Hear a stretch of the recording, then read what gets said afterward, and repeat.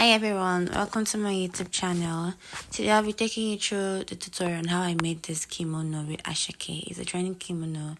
I know most of you have seen it, so I hope you enjoy, and if you have any issues, just ask me questions in the comment section.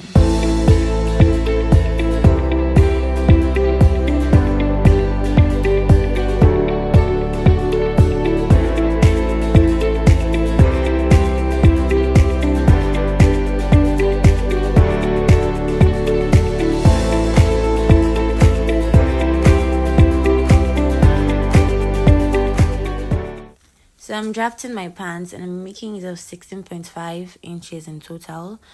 The hip measurement I'm working with is 11 plus 1.5, and I'll be adding extra 3 inches for my crouch curve. From my waistline, I'll be going up by 2 inches, and from that point, I'll be marking down my measurements. My measurements are my hip length, my crouch length, the tie, and the trouser length.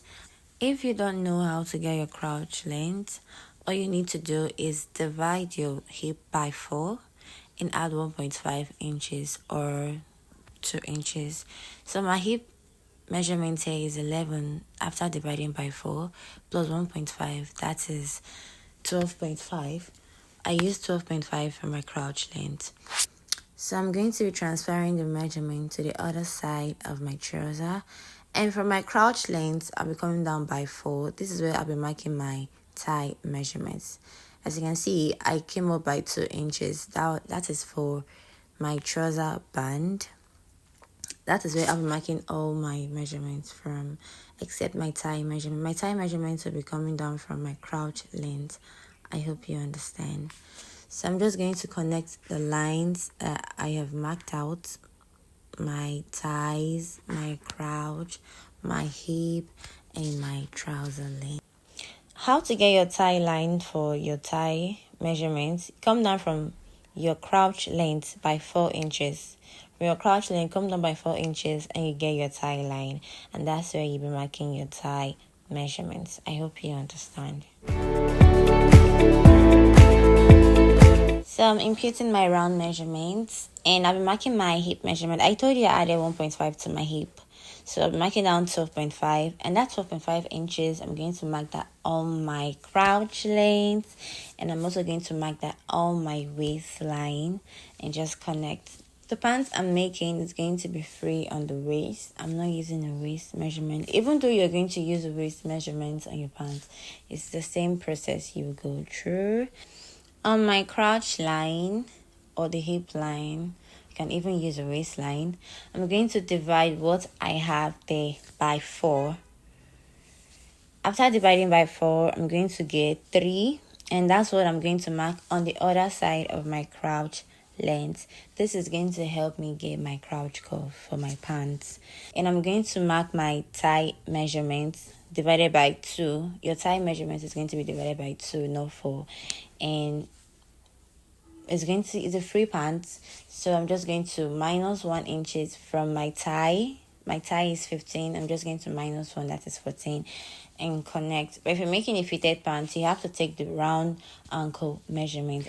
But the pants I'm making now, it's a free pants, so no need for the round ankle measurement. I'm just going to connect my line from the tie measurement to the hem of my trouser. On my crouch curve, I'm going to be coming out the way I place my tape. That's how you're going to place yours. And I'm going to be coming out by 1 inch. That will serve as a guideline for my curve, because I don't want it too deep or too shallow. So it's going to be perfect. So I use 1 inch to help me, to guide me for my crouch curve, and just do what I'm doing in the video.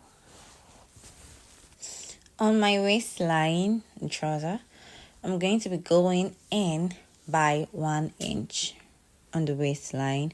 You see why I said there's a difference? If you're making a fitted pant, you're going to be taking your waist measurements from this other side. But this is not a fitted pants, and I'm going to be using elastic for the waist. So I'm going to be coming in, I'm going to be coming in by 1 inch to get that curve, that trouser curve on the waist. And just like how I did on the video, do the same thing. and I'm going to take it through the trouser. I added extra 2 inches on my hemline for folding.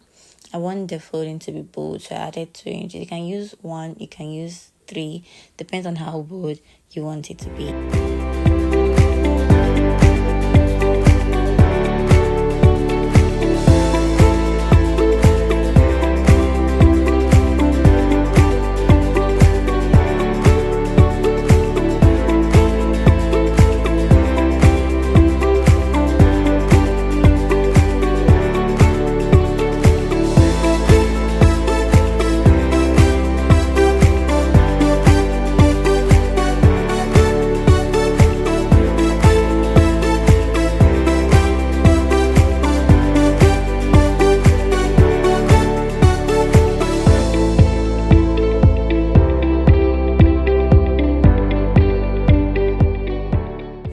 So I'm going to be cutting the back, and I'm making the back 3 inches bigger. So on my back crouch line, I'll be going out by 3 inches. This is for my back crouch curve. I'll be going out by 3 inches. Then on the rest side of my trouser, I'll be going out by 2 inches. This is for my allowance. Okay, my back allowance. I'm just marking 2 inches all around except the crouch. The crouch, I'll be using 3 inches for my back allowance, back crouch curve, whatever you want to call it.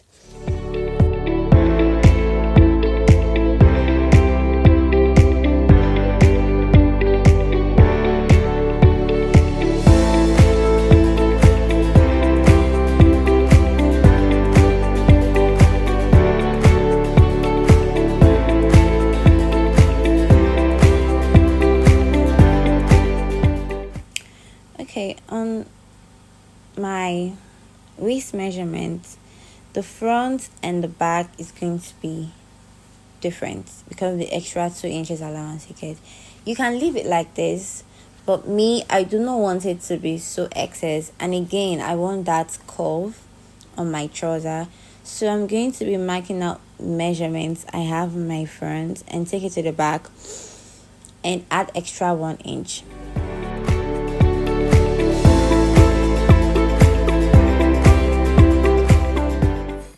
For the wideness of my kimono, I'm going to be using my bust measurements plus 1 inch and the wideness of my Aso Oke.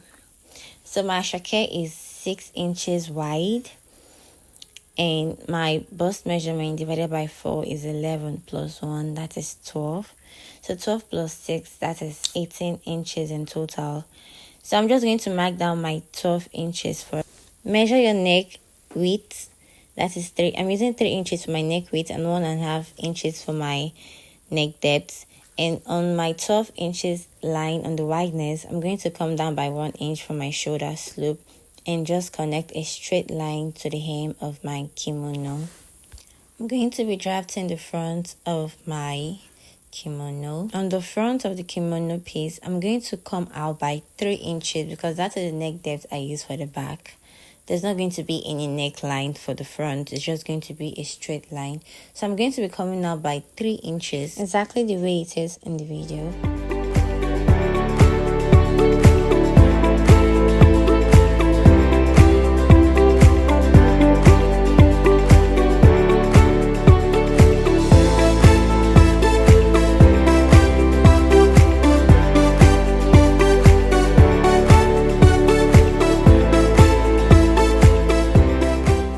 I'll be adding the Aso Oke to the hem of my kimono. So I'm going to take out what I have on the wideness. The wideness of my kimono is 6 inches.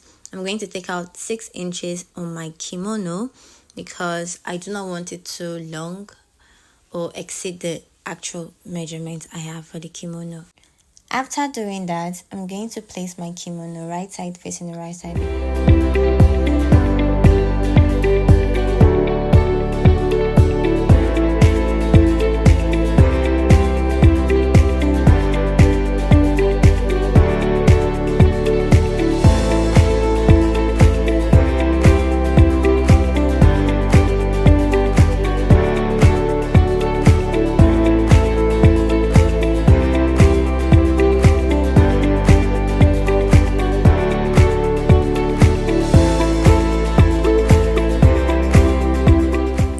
So I'm going to measure what I have, the full length of my kimono, the two front and the back neckline.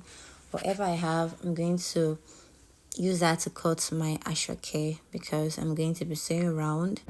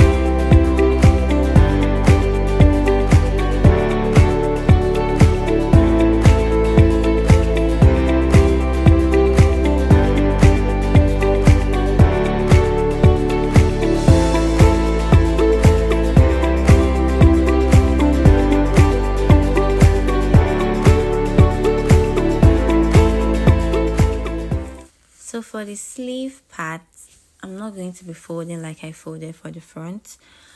I am going to use the 6 inches full wideness. You know, we minus 6 inches from the original kimono wideness because we'll be adding the Aso Oke. So we're going to replace that 6 inches back with the Aso Oke. That is why we won't be folding. We're going to be using the full wideness of the Aso Oke for your kimono. You're going to sew on top. You're not going to sew inside, right side facing right side. No, you're sewing the Aso Oke on top the kimono. That way it's going to be smooth, it's going to be flat, and it's going to be perfect.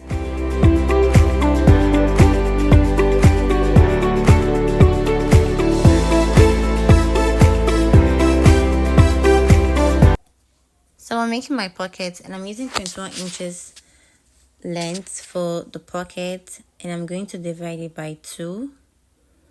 You know, the wideness of the Aso Oke is just 6 inches, and I want the pocket to be wide enough so the hands can fit in.